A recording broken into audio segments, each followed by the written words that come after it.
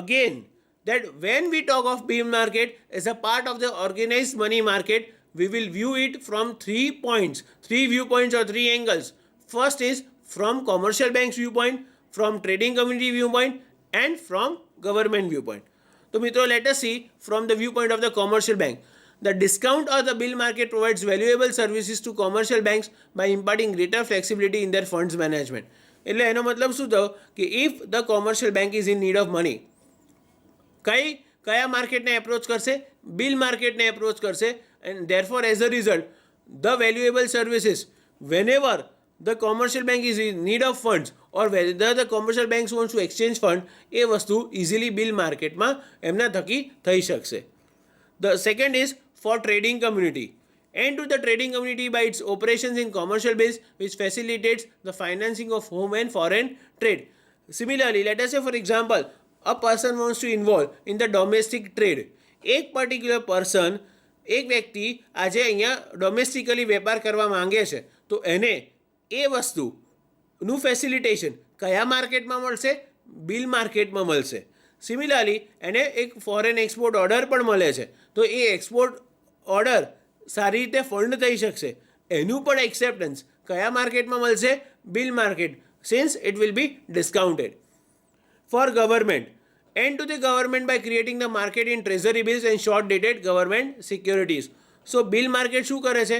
Government માટે એક market ઊભું કરે છે જ્યાં ગવર્મેન્ટ શું એક્સચેન્જ કરશે? Treasury bills and short term securities. મિત્રો, મેં હમણાં થોડી વાર પહેલાં ટ્રેઝરી બિલની વાત કરી હતી, તો તમને ફરીવાર જણાવી દઉં કે ટ્રેઝરી બિલ કેટલા કેટલા દિવસના હોય છે.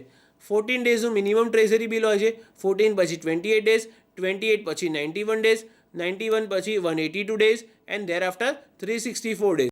એટલે આટલા ડ્યુરેશનનું ટ્રેઝરી બિલ ગવર્મેન્ટ ઇસ્યુ કરી શકે છે to either a single investor or to a particular body corporate. Thereafter, the last market is nothing but the collateral loan market. Now, this is the last aspect of the organized money market. કયું છે મિત્રો? collateral loan market. C collateral એટલે તરત તમને ખબર પડી કે ભાઈ કોલેટરલ એટલે એક security. So when I'm talking of the collateral loan market, this is a sector of money market which is specialized in granting of the short-term loans against the collateral securities. ભાઈ આ જે concept છે કે ભાઈ તમે તમારે loan જોઈતી હોય તો તમને સામે તમારે સિક્યોરિટી આપવી પડે, either in form of a policy or either in form of shares or either in form of the properties.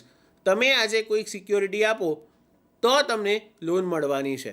So that market where after giving the collateral, after providing the security, you are being granted the loan for a short term basis, તો આપણે એને કહેવાય છે collateral loan market.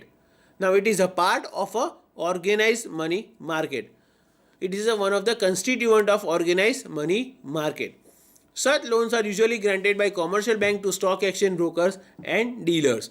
Now everybody knows મિત્રો કે આપણે stock એક્સચેન્જમાં બ્રોકર્સની વાત કરીએ તો બ્રોકર શું કરે છે? They transact on behalf of the investors. They say to a particular investor that you pay certain amount. Let us say for example 5,000 રૂપિયા લીધા અને 10 times એનું માર્જિન હતું, તો 5,000ના 10 ટાઈમ એટલે 50,000 રૂપિયા સુધીનો ટ્રેડ કર્યો. હવે બ્રોકર પાસે 50,000 રૂપિયા લાવવા ક્યાંથી? ઇન્વેસ્ટરે તો 5,000 રૂપિયા આપ્યા છે, તો આ જે બીજા 45,000 રૂપીસ એ ઇન્વેસ્ટર્સની પાસે નહીં માંગે મિત્રો. The brokers might take the loan from commercial banks. તો આજે એ જે કોમર્શિયલ બેંક્સ પાસેથી લોન લીધી તો એ કયા માર્કેટમાં લોન લઈ શકશે? કોલેટરલ લોન માર્કેટમાં અગેન્સ્ટ ધ સિક્યોરિટી, કે ભાઈ આટલા શેર્સ છે એની સિક્યોરિટી હું તમને આપું છું અને આ શેરની સામે મારે આટલા રૂપિયા જોઈએ છે. And once I will get the money I will definitely repay the loan. And મિત્રો એ સમજો, it is only a short term borrowing. તો મેક્સિમમ ડ્યુરેશન 1 વર્ષનું હશે, એનાથી વધારે બ્રોકર્સને લોન મળી શકે નહીં આ માર્કેટમાં.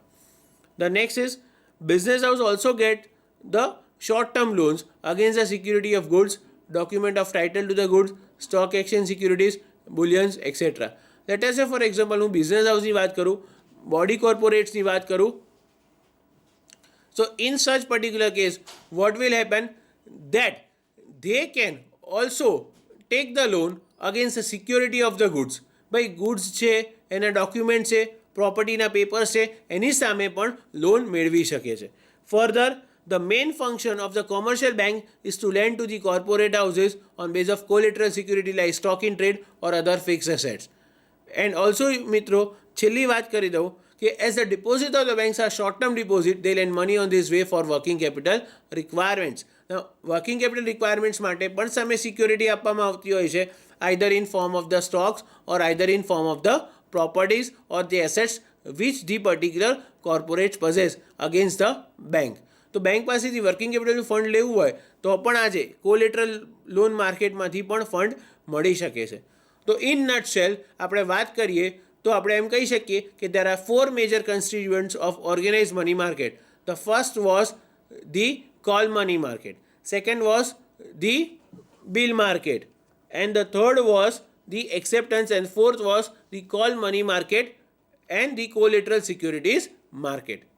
સો આઈ હોપ મિત્રો કે તમને મની માર્કેટનું પૂરેપૂરું નોલેજ મળ્યું હશે, તમને ખ્યાલ આવ્યો હશે કે ભાઈ what is money market, what are the features of money market, what are the major instruments of money market, what are the other instruments of money market, how does money market behave in terms of organize money market as well as unorganize money market, and finally which are the different constituents of the organize money market.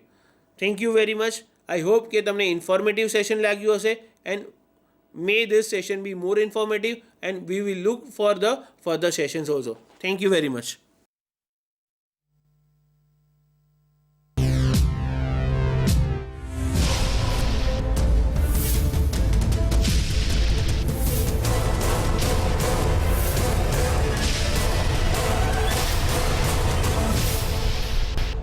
Sandhan,